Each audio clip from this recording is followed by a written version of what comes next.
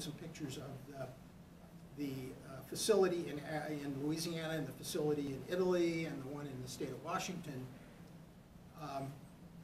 They are now in mass production detecting mergers of massive objects. I mean, they have a working facility. They can point to the spots on the sky where this stuff is, where the signals are coming from. From the signals, they get the distance from the source. They get the masses of the two objects that are interacting that produce the signal. And the first detections was the merger of two black holes. And of course and it was the first, so it was on the front, I think, the front page of the New York Times. The idea being that a black hole of about 27 solar masses and a black hole of about 35 solar masses were, for a long time, maybe a billion years, orbiting each other, and they were slowly losing energy, and gradually they became one object a billion years ago, and that signal got to us 2.5 years ago. In the process, the end result, we know the mass. From the signal we got, we can get the mass of the object that was created. So we started with a 27, I'll do it easy math for me, 27 solar masses and 33 solar masses, 60 solar masses in this system. And the results show that 57 solar masses, the black hole that resulted, 57 solar masses, and the missing 3 solar masses went into the energy radiated out into the universe as gravitational waves. All this arithmetic seems to make sense. But that didn't answer some questions. For example, what is the velocity of gravitational waves? The first detection didn't help because when that larger black hole formed, it disappears. You don't have a signal from a black hole. The inherent black hole it's black. It doesn't produce anything. Over time, it will accumulate an accretion disk. Gas and dust and planets and whatever happens to wander by will go into orbit around the hole, and that disk will get immensely hot, and you'll be able to see a signal. But a brand new black hole is just empty space.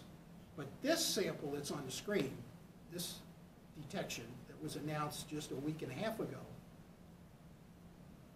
it's different because it wasn't two black holes that merged. A black hole and a neutron star merged. And the end result is there's a remnant there that's a visible object. So when that thing forms, when that binary system forms, there's a black hole which doesn't produce a signal, but there's a remaining something, in this case, a neutron star that produces X-rays. Because its accretion disk is immensely hot. Not to worry. Not to worry.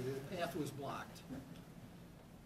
So when a black hole and a neutron star are hanging out together in a binary system, there's something there for us to see with telescopes. And this paper describes what was seen. Now, once again, I apologize. The text is tiny because there's a lot here. So what it says, I'll kind of skim over it for you. It says LIGO and Virgo, Virgo being the Italian gravitational wave sensor, saw the merger not of two neutron stars or two black holes, but a neutron star and a black hole, and never seen that before. So here's the problem. Expecting to see a signal from that neutron star that remained, there's nothing there. We know where to look because we have 3 sensors on the surface of Earth, 1 in Italy, 2 in the US. That allows us to triangulate. We know where the event occurred on the sky, but when you look there, there's no visible signal. And so now we have quotes from people struggling to understand this. This one says, we don't clearly identify an electromagnetic counterpart. What that means is there's no signal that you can get from an optical telescope, radio telescope, X-ray telescope, that's what electromagnetics is about. And it is possible, so now here's a list of possible outcomes. It's possible that the neutron star completely fell into the black hole, became part of the black hole, and the black hole has no signal. Now, let's be clear about something. If you go to a real black hole, if you go to the vicinity of a real black hole and observe it from a safe distance, there's stuff going around it. That accretion disk is glowing. But if it's not real bright, we won't be able to detect it because of the distance between these events and our sensors. So maybe the black hole ate the whole thing, or maybe the remnant, that is whatever's left of the neutron star, is there, but it's so weak we can't see it.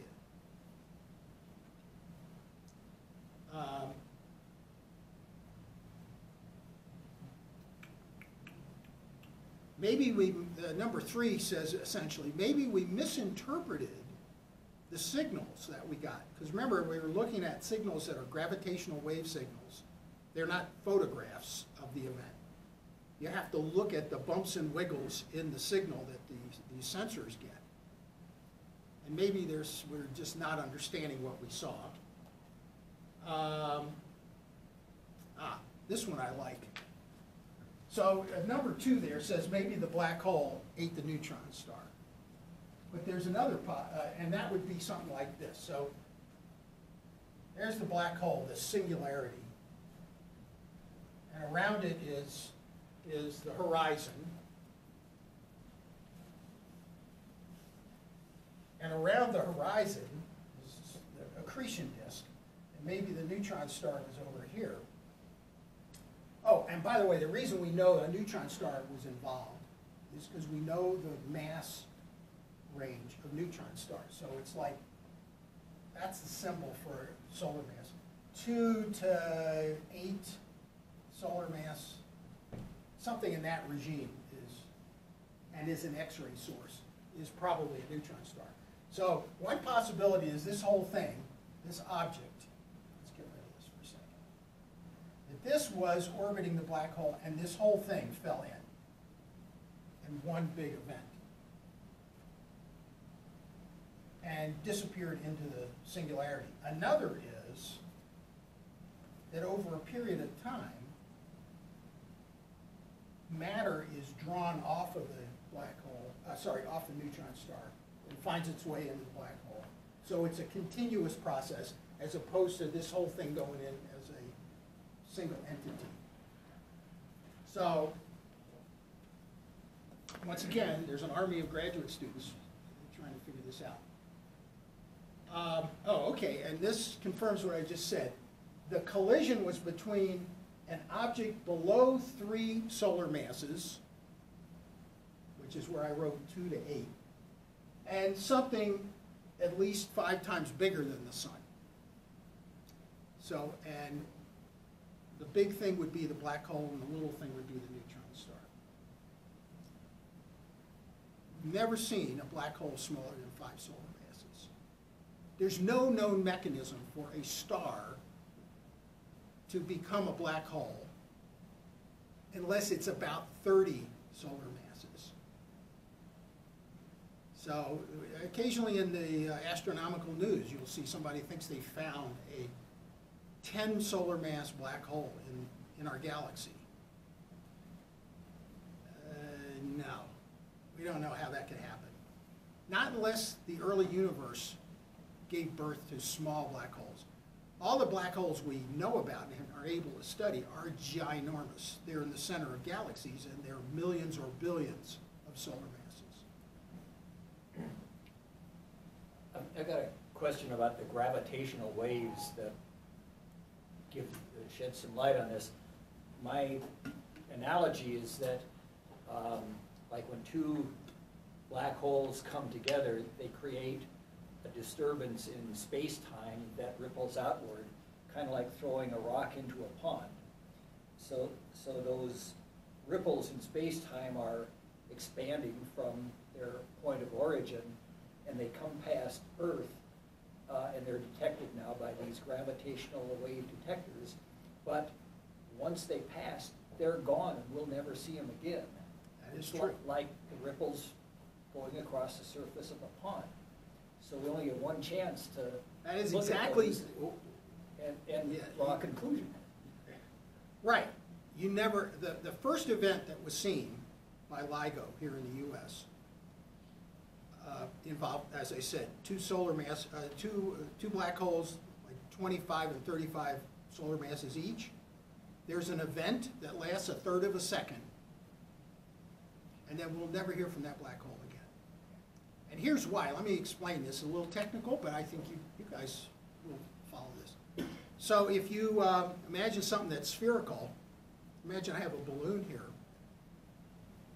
There's a way mathematically to describe that. It's a simple spherical surface. Now, if I grab the thing by the waist and do like a carnival guy with making animals out of balloons, you squeeze. If you squeeze, you get two lobes.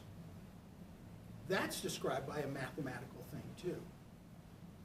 The spherical shape will not produce black hole, or will not produce gravitational waves. The one where you squeeze at the waist and make two lobes, that won't produce gravitational waves. Imagine you have a couple of people helping you and you squeeze from 3 directions at once. That doesn't produce gravitational waves. It has to have a 4-fold symmetry. Like imagine I'm squeezing this way and somebody else is squeezing this way. So it has 4 lobes. That will produce gravitational waves. It's the only shape mode of an object that will produce gravitational waves. And in the case of merger of black holes, you get 2 of them there and they get close together. Once the horizons touch, the time between the touching of the horizons and the formation of a new, bigger black hole, it takes like a tiny fraction of a second. And as Steve said, there's a burst of energy that goes out across the universe in all directions. Not now, the pond analogy is good, but that's a 2-dimensional event, right? The waves go outward on a surface. In the case of these mergers, they go out spherically. And you'll never hear from that black hole again. Unless one in a trillion years, it will find another black hole to partner with, and the 2 of them get married. So yeah, each of these events is unique. Now, the thing that's important here is because there's a remnant, there should have been a signal. If there is a remnant signal, which this has happened about a year ago, this was observed, then you can get the speed of light. The speed of gravitational waves. Because the signal, the light signal from the companion star disappears, because maybe it fell into the black hole. So the light disappears, and at the same instant, we get the gravitational signal. So we know that both signals are propagating across the universe at the same speed. Prior to seeing one of these type of mergers, not 2 black holes, but a black hole with some other object, we had never measured the speed of gravitational waves. So that's been resolved. So there's more here. You can read it at your leisure.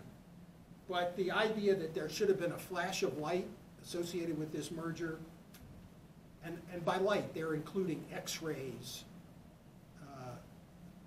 radio waves, and so forth. Nothing was seen. Nobody knows why. This was a big shock. Does it have to be a neutron star that it possibly collided with?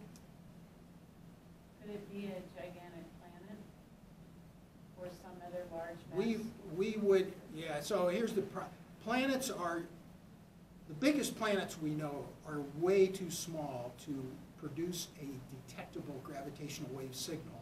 So if you took, say, Pluto and drop, not Pluto, Jupiter, and drop it into a black hole, it would have to be a very local event for us to see the gravitational waves.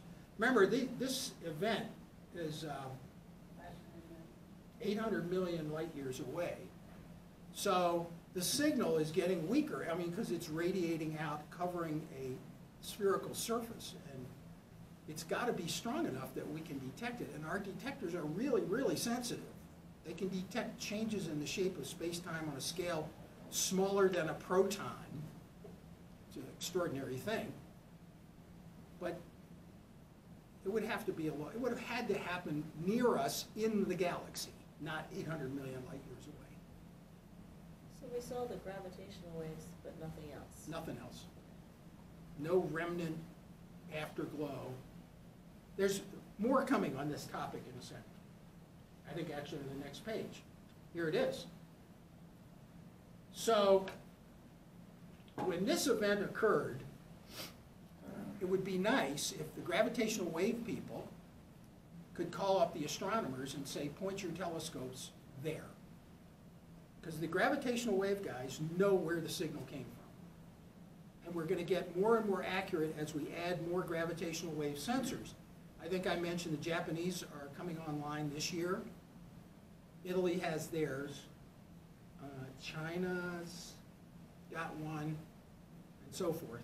The more you have, the more specific you can be about where the signal came from on the sky. And then you can call up your friends who have an optical telescope or a spacecraft that can see X-rays. And you say, could you just, I don't know what you're doing now, but could you just point there and do it right away? Because the afterglow of this event we just witnessed in gravity waves, that the leftover remnant light is only going to exist for a short time. And so the next page here is all about the business of developing a technology for doing this. That is, how does the gravitational wave sensor community immediately alert the astronomers who have a view of that part of the sky to stop what you're doing and slew your telescope around and look for a visible signal or a radio signal. But if the gravitational wave and the light waves both move at the speed of light, and the gravitational wave goes past us in a third of a second, how can they look and hope to see anything? Because the debris around the event will have energy in it that will persist for minutes or hours. So there is a chance to see an electromagnetic signal if you look in the right place, but you got to do it right away. Now you should know, all of you have heard about supernova events. Supernova, collapse of a massive star, sometimes producing a black hole. Supernova event produces an enormous amount of light, and it fades over a period of about 2 weeks. It has to do with radioactive decay in the debris products of the collapse of a massive star. But astronomers, and they start taking pictures right away. If they know there's a supernova event, they start taking pictures and they measure the intensity of the light over a period. After about 2-3 weeks or so, all the radioactive decays have occurred and it gets dark. So anyway, a technical challenge for astronomers around the world is how to do this kind of black hole neutron stuff. And there's going to be a picture here of Gemini North, which is, I talked about last week, I think, one of the big telescopes on Mauna Kea, on the big island of Hawaii. Gemini North is, well, let's just do this. There's Gemini. It's a massive big telescope, and all of its nighttime time is allocated to astronomers who compete to get telescope time. This is a big deal for astronomers. You write a proposal and say, I would like to control the telescope for 2 hours, and I'm going to look at this object, and then if your proposal is accepted, then the managers design a observational plan that includes your observation, and then the next guy wants to look over here, and they have, it's like a puzzle. How do you progress from one to the other astronomical object so that you optimize the telescope? And the challenge is, if they hook this telescope to the gravitational wave sensor community. They could be right in the middle of Pam's observation, and they get this call, hey, there was a gravitational event over there.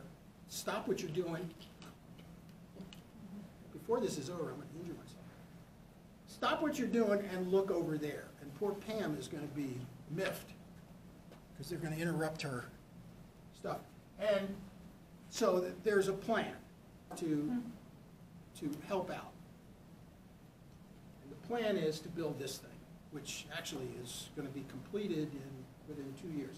This is called the Rubin Observatory. It celebrates the astronomer Vera Rubin, who is the mother of all galactic dynamicists. She started, I'll tell you about her in a second. This is the Rubin Observatory. It's being built now, and it will be dedicated to rapid response if somebody sees an event. And it doesn't have to be a gravitational wave event. Something else could happen, and they want to quickly look. This telescope is ready, and it's like a fireman. They're on call all the time. And the concern is they'll get overwhelmed by lots of spontaneous events, and the telescope will be lurching everywhere.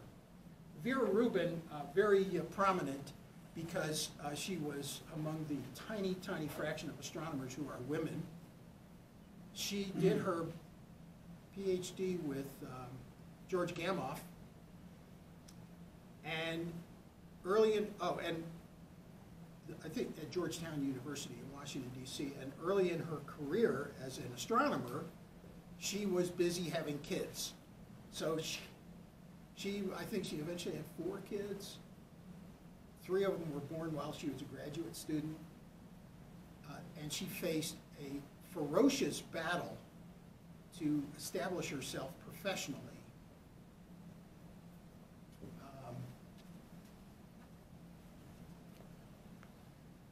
So Vera wrote a book called something like this, Bright Galaxies, Dark Issues. It might not be exactly right.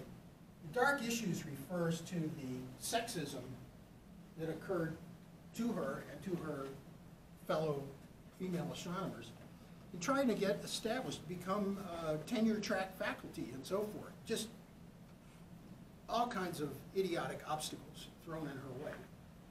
Nonetheless, she persevered, and she was the one who really focused on the issue of the rotational properties of galaxies and asked some important questions about this, and this led to the invention, we don't know if it's the right invention, of dark matter as an explanation for the observations that Vera Rubin made over a 25 or 30 year period looking at galaxies.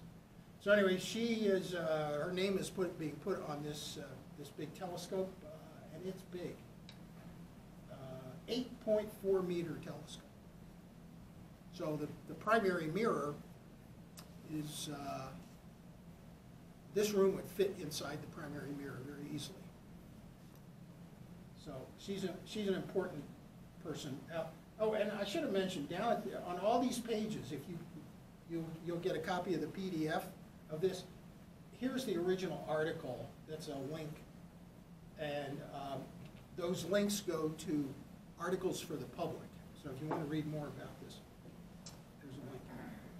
So what the astronomy community is trying to do now is to have quick response ability. So if there's an event, like a supernova, if a supernova occurs, like if the star Betelgeuse suddenly decided to collapse and produce a supernova event, all the telescopes on Earth able to see that spot on the sky would turn their attention there for days or weeks, because their supernova is not that common.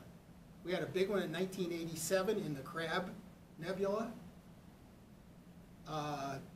Most astronomers think that the guide star that is part of the Christmas story was a supernova event. The Chinese